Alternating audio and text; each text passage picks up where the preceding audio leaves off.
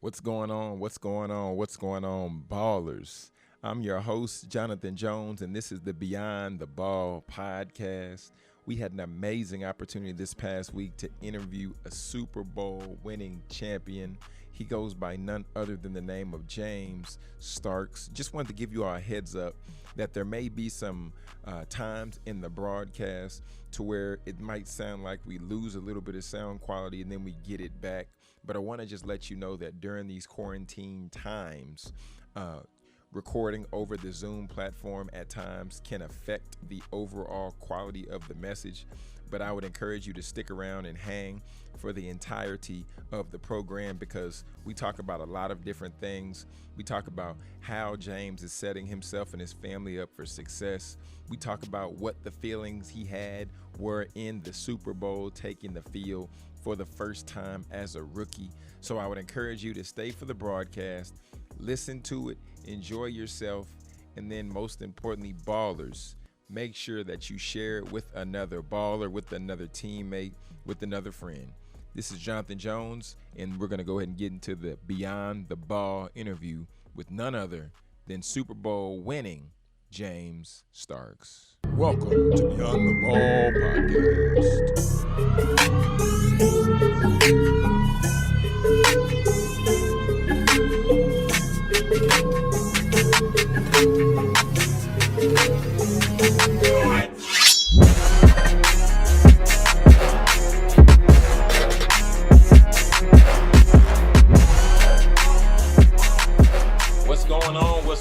What's going on, ballers? Welcome to the Beyond the Ball podcast.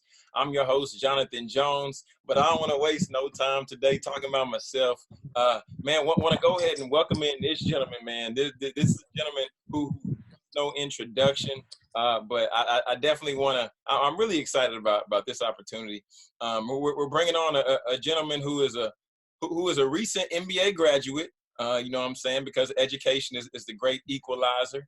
But in addition to that, he's also a former Green Bay Packer, and he's a Super Bowl champion, none other than Mr. James Stark. James, what's going on, bro?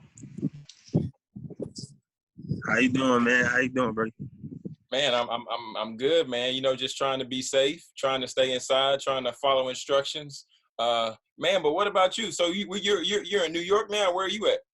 I'm actually in Texas. I stay in Texas. Yeah, I stay in Texas now. Yeah, I moved to Texas maybe 2 years ago, 2 or 3 years ago. Yeah. Okay. I've been out here for a while, man. Out in Texas, social distancing.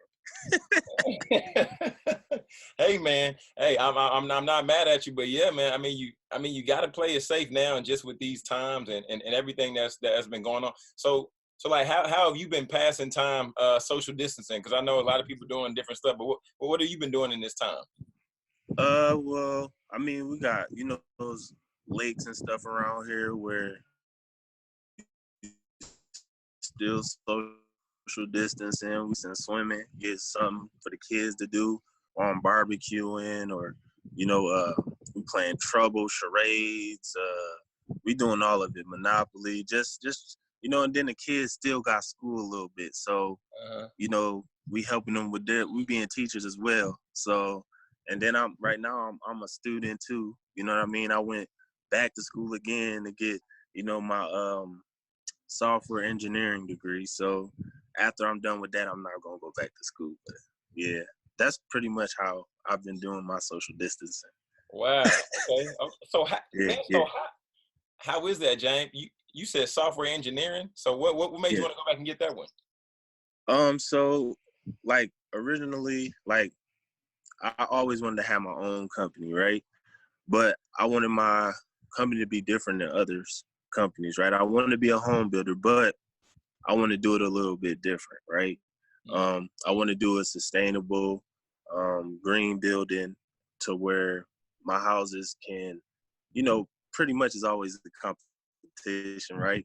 So I'm still in the process of doing it, but there's certain information I feel like I need from software engineering that's going to help my company go a little bit different than most. Okay, dope. So that's why I actually went back. Yeah. So is this something that you've always wanted to do, or this is a recent development, or talk a little bit about that? So when I was young, me, my dad, just father son stuff. Something my brother wasn't really big with, but I liked. You know what I mean? Like my older brother, he don't really do the whole construction stuff, putting things together, stuff like that. But me and my dad would take these tasks, and my dad can build decks from ground up, or pretty much build a home from ground up. And he was always, I would say, basically a contractor. You know what I mean? And then I wanted to know, like, cause he would do all his work, and we weren't that well off. And I'm like, he pretty much building his home for cheaper prices than others. Like, who is paying for it? You know what I mean? And so I'm like, well, this is something we love, but he's not getting what he needs sometimes. And I'm like, I want to be in a position to help those people like my dad who really didn't get up, and give them a better opportunity to go somewhere with my company, right? And so it was more so, let me go back to school to learn how to manage that whole process so I can help those people, because my dad at the time, which he's corrected his life, he was in the streets and doing different things, basically doing drugs, man. And so he would take those cheaper deals, and he was being used from that. You get what I'm saying? So I would see it, and I wanted to change that environment for myself, and make it a living, kind of, you know what I mean? But put people in better positions, kind of. So that was the reason why I actually went back for my project management. And then I would say after I got there, I started learning about sustainability, green building, preserving like the environment, and pretty much like basically how we are killing humanity, stuff like that. And I'm like, oh gosh, like how can you build but build smarter, and make it healthier for people to not inhale certain VOCs and stuff like that. You get what I'm saying? So that's what pretty much, after that, I just started taking off and trying to separate myself and start my own thing. And it's been taking a long time, but I just been being patient, doing it, trying to do the right steps, pretty much. If you understand what I'm saying. Yeah. If I explained it here. Yeah. I mean, I definitely understand that, because we know that there's a quick way to do some stuff, and then on the other side, being patient and persevering, and I'll set everything up to stay in the distance, time, and all that. But have you always been like humanitarian, and have you always been philanthropic? No, I haven't, man. I'm not gonna lie. Like, I would litter, I would do certain things that, we probably shouldn't do as kids, but we don't have that knowledge base or understanding. And then as you get older, you learn more, and you just want to try to raise your kids the best way you know how. And it's like, if I know all of this stuff, let's try to get them on board now. And that's part of, like, generational health and generational wealth too. You know what I'm saying? Just having them practice some of the same things that I'm learning about, and I'm getting better at as I keep learning about them. You know what I mean? So I wasn't always like this. No, not at all. And I still don't eat completely correct, but I don't eat near as bad as I used to. So so I mean, it's about food, and just, doing the right things, trying to live healthier lives, and keeping this world around, because you see all of the stuff with global warming and all of that stuff. Is a lot of stuff that's happening, and the resources that we need are being killed off, and how can we preserve those things? You know what I'm saying? So that's kind of like a big thing. Yeah. I mean, yeah, because there's only so much, natural resources that we have, and I mean, I don't know if we're doing the best job being good stewards of everything, but Yes, exactly. You can't help. You can't do it all. I can't do it all on my own, but a little bit always helps. And if you can pass on information to others, and they can see the benefits from it, then they'll start doing it too. And it's like, it's a trickle effect. And that's kind of how when we buy cars and we doing all of this stuff, oh, look at all of this glamorous stuff. It's so nice, you know. Everybody, it trickle down is that trickle down effect, and then we all just killing things off. But if we can start doing the right things, then boom, boom, boom, boom, it trickle down as well. And so we can start helping those things last longer and, you know, be around more. Yeah, definitely. James, so I want to talk to you a little bit about being in the league, man. Uh, Okay. and I mean, I know you probably get this like all the time, but man, what is it like, or what's the feeling that you have, man? Like if you just take yourself back to, man, just preparing for the Super Bowl, like. Yeah. Take us in there with you, man. Give us like that feeling, you know, as you're preparing, either leading up for the Super Bowl or getting ready to run out. Like, talk just a little bit about that. I want to just hear a little bit about that experience, man. I mean, the first week, the first day or two, you know, our families is up there. We're going to see our families. Before our family actually got there, I think we were, it was actually just the team. So we were going out, moving around the city and stuff and just enjoying ourselves, you know, clubs, anything, you know, we didn't really have curfews, you know what I mean? And then we did have curfews, but it was late. It wasn't really a curfew pretty much. And then we had to get up for practice and stuff, watch film and stuff, and just prepare, you know what I mean? And that was like the tedious stuff, like you're like, man, you want to enjoy yourself, but we came here for a job type thing, you know? So for me, I think it was, we could have fun the first couple days to visit the city and enjoy ourselves as men, you know what I mean? And then as we're preparing for the game, like that comes later on. And so it was kind of tough as a rookie, right? To kind of switch that mode off and on. It's like, man, you still in party mode. You might have some liquor in your body, whatever, at the time, you know? Yeah. So I'm enjoying myself and trying to be prepared for that at the same time. So it was kind of tough to stay focused. So when you see people sometimes going in there, you like, man, they starting off slow. It's probably because the week we were having fun and enjoying ourselves. You get what I'm saying? but all of the festivities that's around it, you know, you got to think so many people are coming to enjoy that weekend or that week with us. So you got people that you might not have ever seen, and they performing at these clubs that we're getting in free for, and they want the team to come. You know what I mean? So it's a tough situation to be prepared for football in, but I think a good thing about it is that Green Bay, like, it depends on the organization. They do a good job of keeping you kind of like wired and ready for the game. So I was able to enjoy myself, but at the same time, you know, I had to click in and snap in. You know what I mean? So about time the game came, I was ready. I was prepared. You know, I had a good time. And I was like, man, we get this ring. This is something you'll never forget. You know what I mean? You come out there and, you know, I walking out, I see Bill Clinton.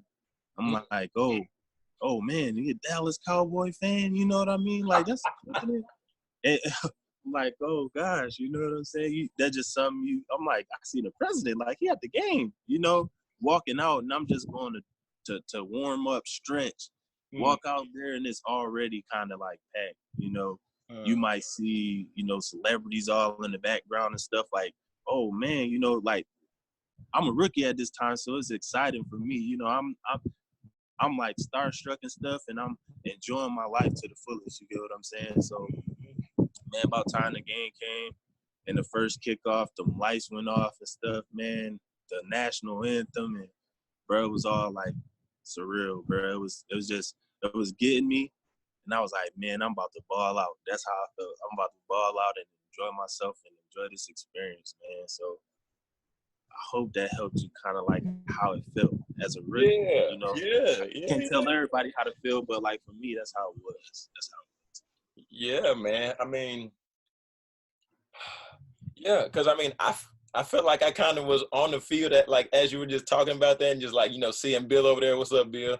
And then, you know, just moving around and just being in the space.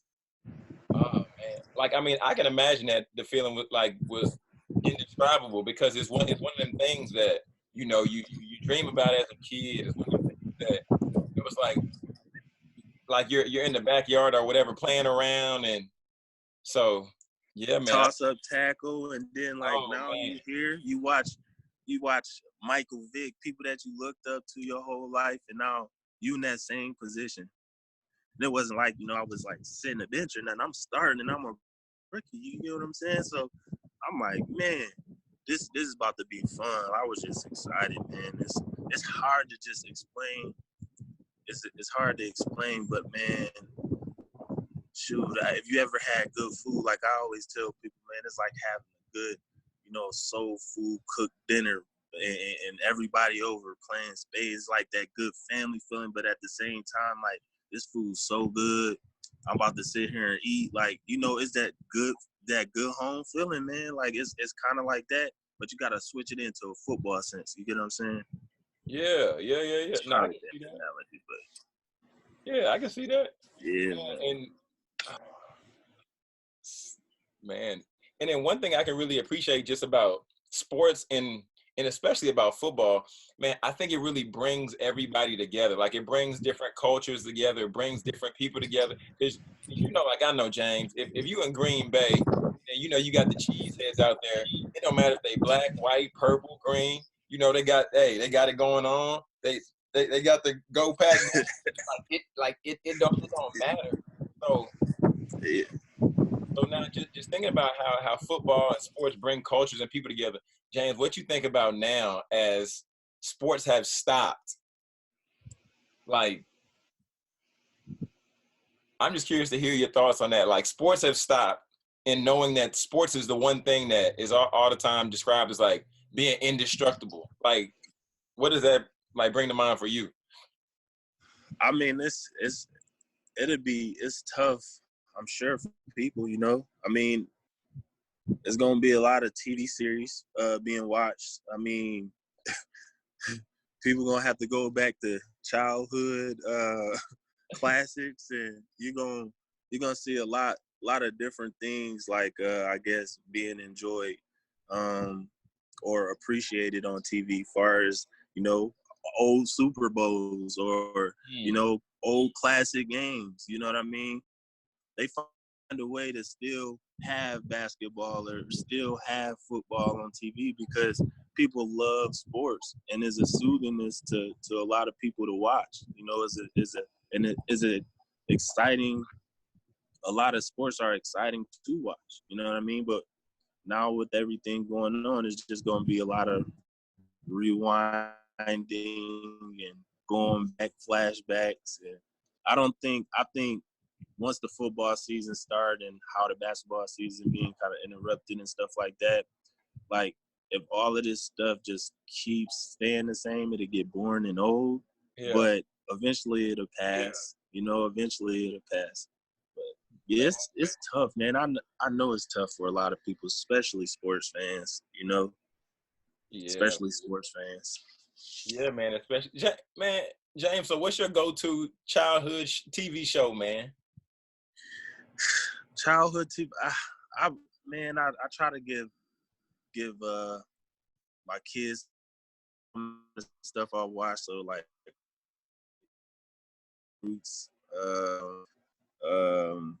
Paid in Full, just a classic for everybody. Like I buy Our Way in New York. So Home Alone and stuff. I mean, that's Christmas stuff, but those are childhood things that like you want to get to your kids and stuff. Oh man, it's so many, bro. Yeah. It's a lot. It's a lot. It's a lot,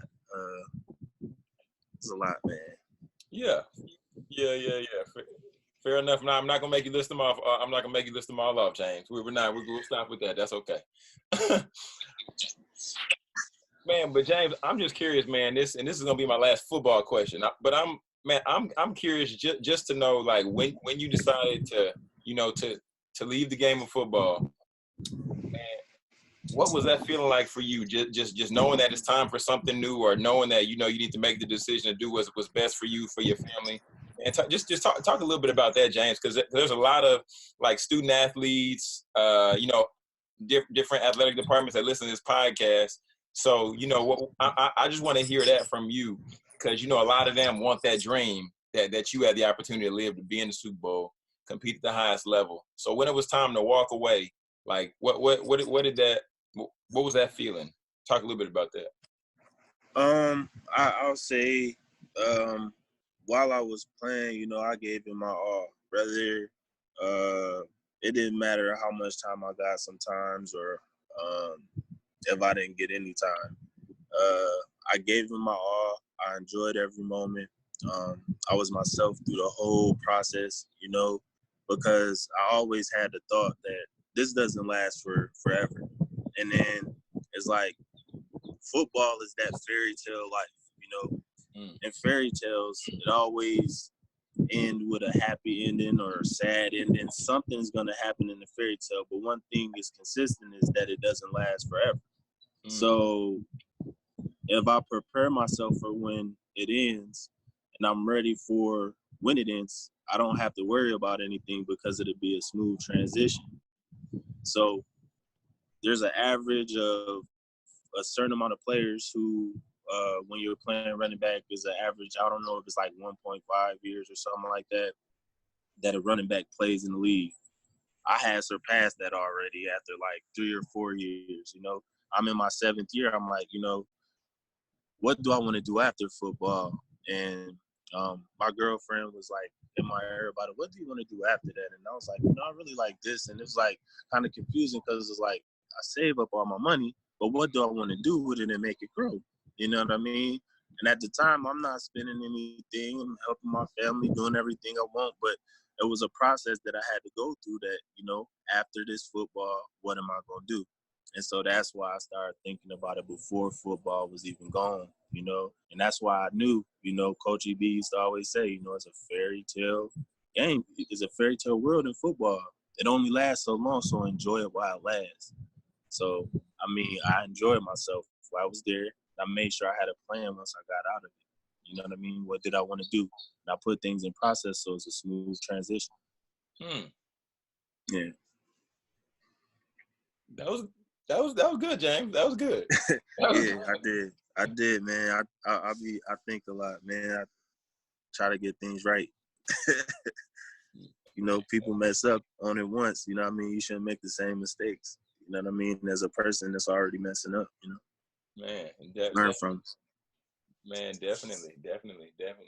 Man, James, this has been good, man. This has been good. I've definitely appreciated our time together, man. Getting the opportunity, you know, to hop on, chop it up with you.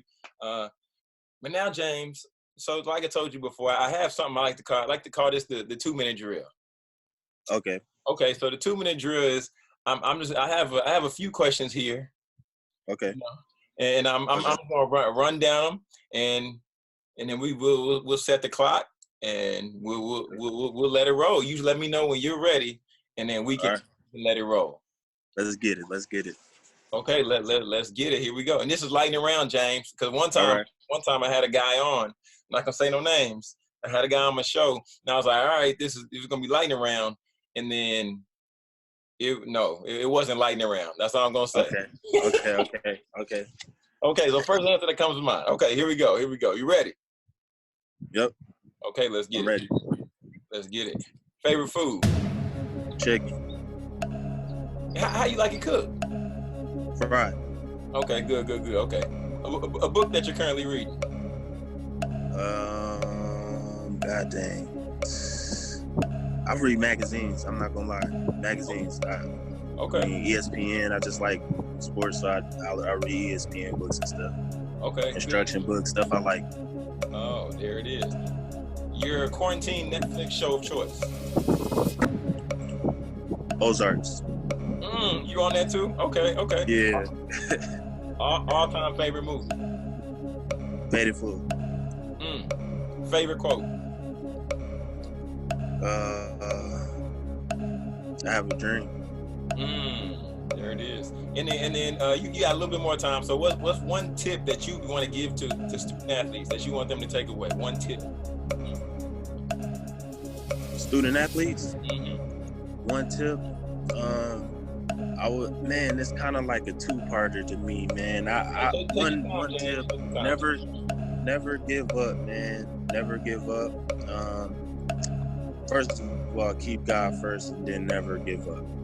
Because I think no matter what, when you push yourself to the fullest, man, and things get tough, if you never give up, bro, you're going to do whatever you want to do in life. So keep God first and never give up, for real.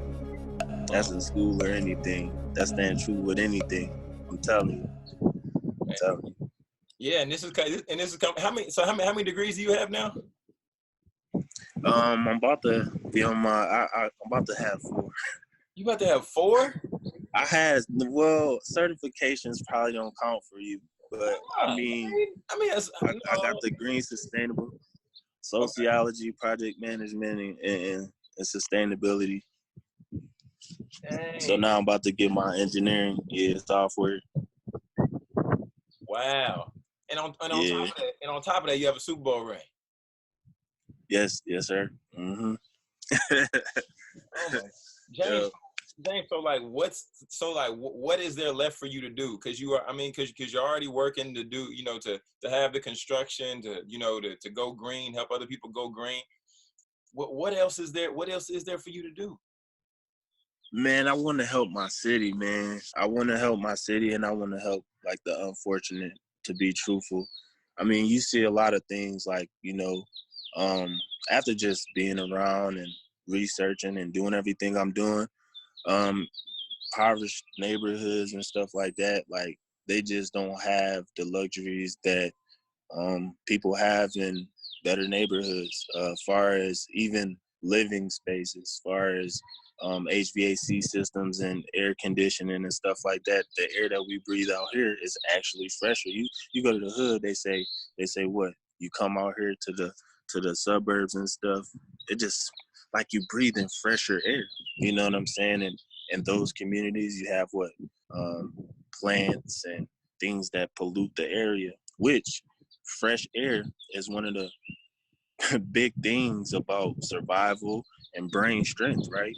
You breathe in good air, your brain potentially grows fresher thoughts, but you got all of this bad air and you see a lot of killings and stuff like that.